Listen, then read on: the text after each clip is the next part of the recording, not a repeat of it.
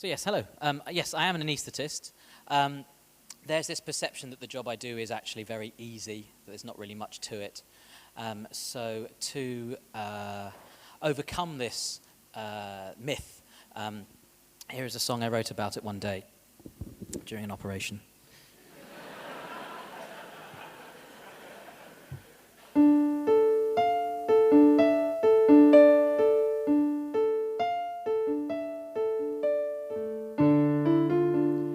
Everybody wonders what anaesthetists do while the patient is asleep.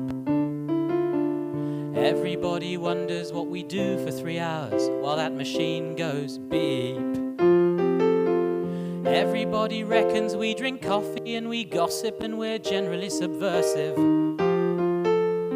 Everybody reckons we do crosswords and Sudoku and we flirt with all the nurses. Think that's all we do? Well, let me tell you now, it isn't true.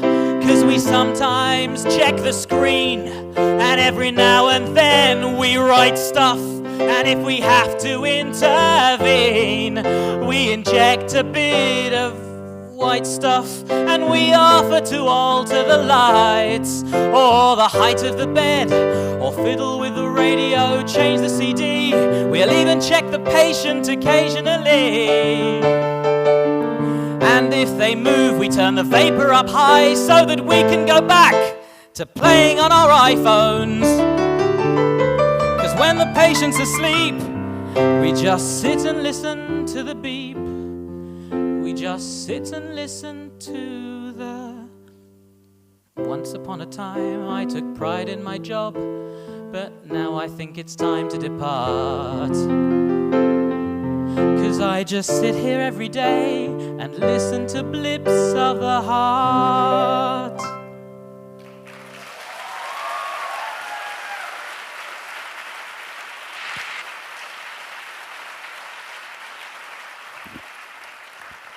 So let me tell you a bit about me.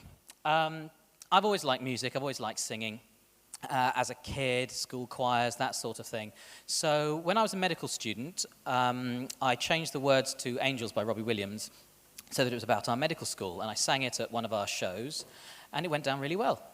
So it was a great excuse to sing and a great excuse to make people laugh, so I kept doing it. I kept changing the words to songs and doing them at the med school shows. And by the time I finished and qualified as a doctor, a friend of mine and I had come up with enough songs so that we made an album. We recorded it and printed off 100 copies, made a little website for our friends, and thought that was that. But due to the magic of the internet, it went viral. The medical songs, but also there was the rather sweary song about the London Underground, which I won't be doing tonight. Yeah. And from that, we got invited to play the Edinburgh Festival Fringe and loads of other events. So it sort of spiraled, really. There was no business plan. It just kind of happened. Meanwhile, I was a junior anaesthetist. I was working normal, long shifts, on calls and that sort of thing. And fitting everything in became a little bit tricky. It got a bit tight, and after a while, you know, certain weeks I'd be either working in the hospital and then maybe skipping off in the evening to some other part of the country to perform, and then hopefully get home in time to get a few hours sleep before going to work the next day. And it was getting a bit tight. It reached a point where I had to decide between going to the Edinburgh Festival Fringe in August or studying very hard for my exams in September. I had a bit of trouble with exams already. They just kept asking all the wrong questions. So I took the decision that it would be best to study for these resits, and that ended up leading to the end of the double act. But I sat the exam, failed it again. And in the meantime, as well as the music and the exams and work, real life happened as well. I met a wonderful girl, a midwife, a German midwife, which is the arch enemy of the British anaesthetist, but natural predator. Well, anyway, but it works out very well. We had a baby, ended up being an emergency cesarean section, and actually the anaesthetist played that song as the baby was being delivered.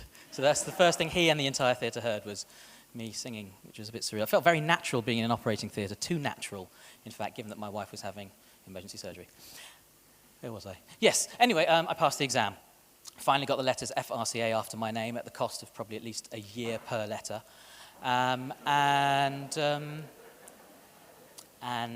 Actually, a couple of pencils per letter as well for sitting the written papers. But anyway, yes, so I'm back, and I'm doing this again, and still working full time. So yes, let's get back to our educational session. To learn to be a pharmacist takes about 3 years. I've looked at the syllabus and I've condensed it to about a minute and a half.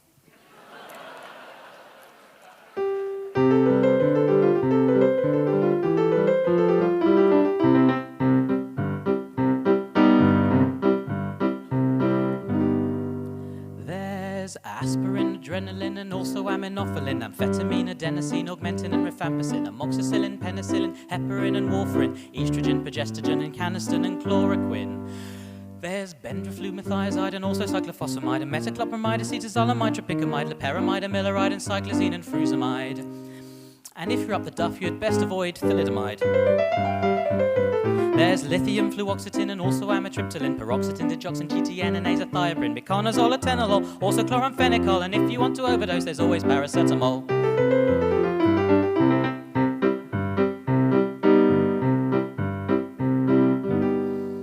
Halfway. There's nightness, and there's phenytoin, Zyrtec, and diazepam, lithium, temazepam, midazolam, clonazepam, testosterone, aldosterone, and Valium, and insulin, lignocaine, and Piriton, and Ventolin, and Ritalin. There's cefuroxime, cefotaxime, cefolexin, cefuridine, and metronidazole, and ketoconazole, trimethoprim, erythromycin, gentamicin, macrolides, nifedipine, and actifed, and sudafed, and calpol with no sugar in. There's phenelzine, and hyoscine, ranitidine, cimetidine, potassium, and calcium, and every kind of vitamin, and pethidine, and methadone, speed cocaine, and heroin, cannabis, and Prozac, morphine, alcohol, and nicotine. You must remember all these drugs, the names of which you've learned from me. Or fuck them all and get a job in orthopedic surgery.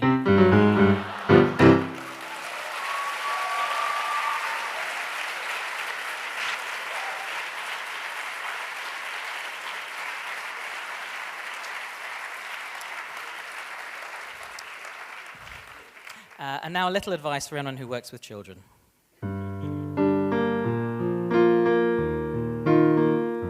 You need a little patience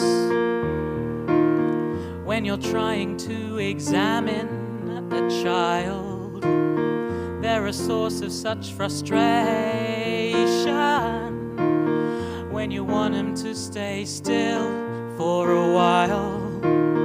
They fiddle, they gurgle, they giggle, they struggle, they wriggle. No matter how many toys you give them, they cry. Fuck knows why. You must employ cunning tactics when you do pediatrics, and try when you have a little patient.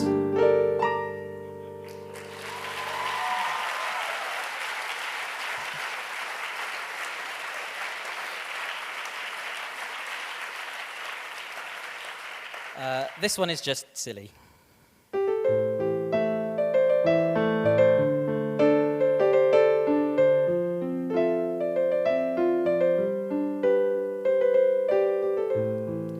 Do you feel any better? Or do you feel the same? We've done your operation now, you've just yourself to blame. Now you've got one lung, one eye, one knee below your one thigh. We've removed your left-hand side, and you're all right now.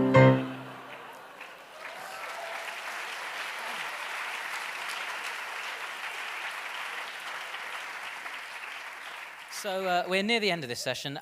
Just one more. I need to say a word from my sponsor about their new product. It's called Paracetamoxyfruzy-bendroniamycin. It's a brand new wonder drug I think you'll find enticing. Paracetamol, bendroniamycin, umdilidlidl, umdilai, umdilidlidl, umdilai, umdilidlidl, umdilai. You know, there's over 20,000 different drugs to take, so I thought, what can we produce to give us all a break? A drug that can treat anything from leprosy to SARS, and you can give it in the mouth, IV, or up the arse. It's paracetamol, bendroniamycin. Paracetamol, bendroniamycin. It can cure the common cold and being struck by lightning. Paracetamol, bendroniamycin. Umdilidl, umdilai, umdilidl, umdilai, umdilidl, umdilai. We tested it on animals, but none of them survived. But that's okay, because when we wrote the paper up, we lied. It's first choice for MIMS and even for ME, and COPD, HIV, PE, and DVT. It's paracetamol, bendroniamycin. Paracetamol, bendroniamycin. It reverses impotence and makes you good at fighting. Paracetamol, bendroniamycin. Umdilidlidl, umdilai, umdilidlidl, umdilai, umdilidlidl, umdilai. There are some minor side effects, and some are not that rare, like nausea and vomiting and losing all your hair, and heart attacks, becoming gay, and growing extra breasts. But it's fucking cheap, and hey, this is the NHS. Paracetamol, bendroniamycin. Paracetamol, bendroniamycin. There are cures for everything from AIDS to pubic lice. Paracetamol, bendroniamycin. Umdilidl, umdilai, umdilidl, umdilai.